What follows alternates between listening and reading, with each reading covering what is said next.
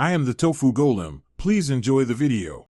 In this video, I will show how to remove Lexus windshield wipers. First, always ensure your vehicle is turned off and the parking brake is firmly engaged for safety. Next, locate both wiper arms at the base of your windshield. Carefully lift each wiper arm away from the glass.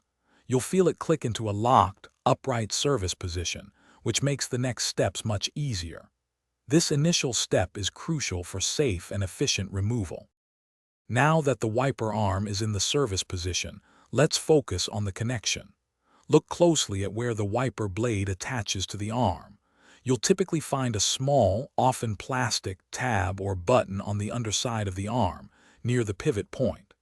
This little tab is the key to releasing the old blade. It's designed to secure the blade firmly, so a bit of pressure will be needed.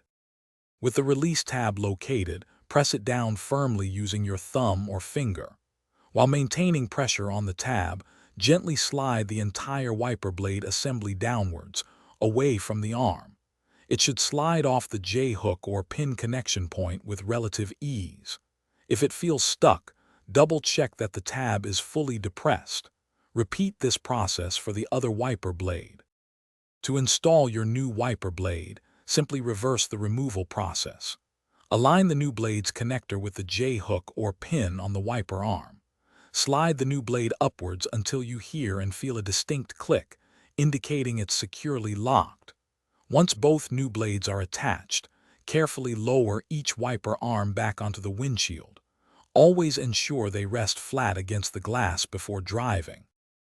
Thanks for watching. Consider subscribing if we helped you today.